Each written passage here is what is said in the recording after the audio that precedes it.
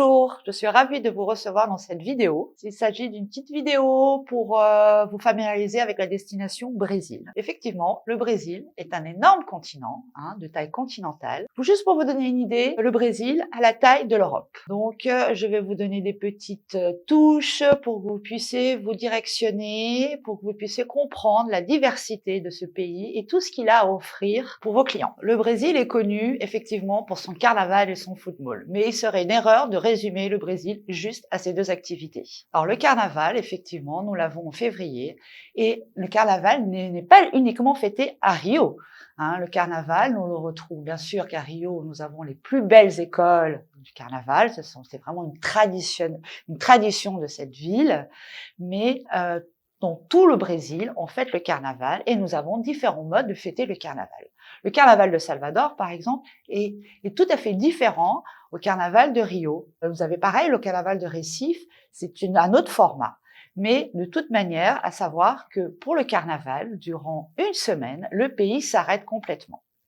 À savoir que les prix pendant le carnaval ont tendance d'augmenter, voire doubler, tripler son prix, et nous travaillons toujours sous forme de forfait. C'est-à-dire que, par exemple, à Rio, normalement, on peut prendre des hôtels nuit par nuit. Pour le carnaval, ça sera un minimum de 4 nuits. Ça, il faut toujours prendre en compte lorsque vous avez vos clients que nous serons toujours limités.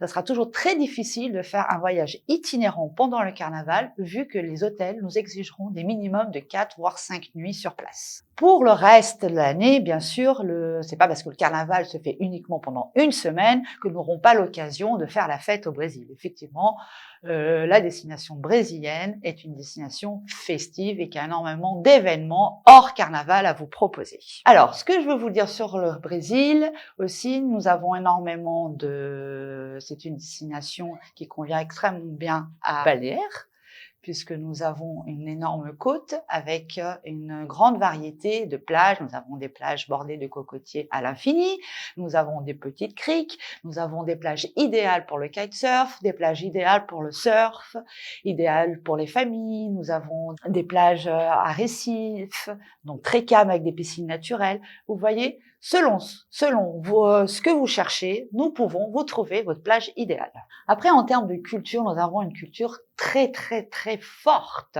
Nous avons un patrimoine colonial très intéressant, des villes historiques reconnues par l'UNESCO, telle Salvador, qui a été la première capitale du Brésil, Saint-Louis, dans l'état de Maranhão, qui d'ailleurs son nom Saint-Louis fait référence à un roi français, Saint-Louis, puisque cette ville a été aussi colonisée par les Français. Nous avons beaucoup d'histoires, en fait, si vous fouillez bien dans l'histoire du Brésil, nous avons beaucoup d'histoires avec la France.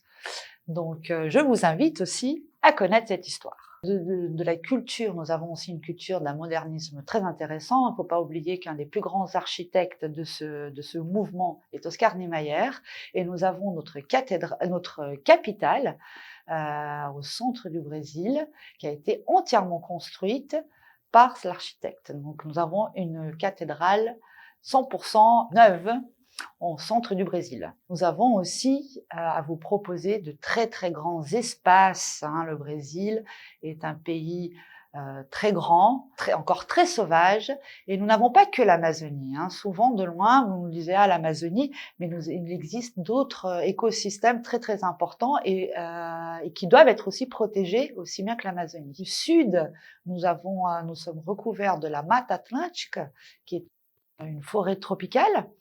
Nous avons les très belles chutes d'Iguaçu au sud du Brésil qui fait frontière avec l'Argentine. Nous avons une partie de savane. Nous avons le Pantanal qui est une des plus grandes réserves mondiales d'eau et surtout de concentration d'oiseaux. Donc c'est le paradis pour le birdwatching. Et dans le nord-est, nous avons un climat plus aride dans l'intérieur.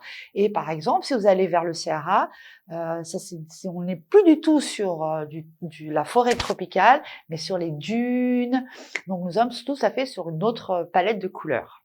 Donc le Brésil ne se résume pas à un seul biome.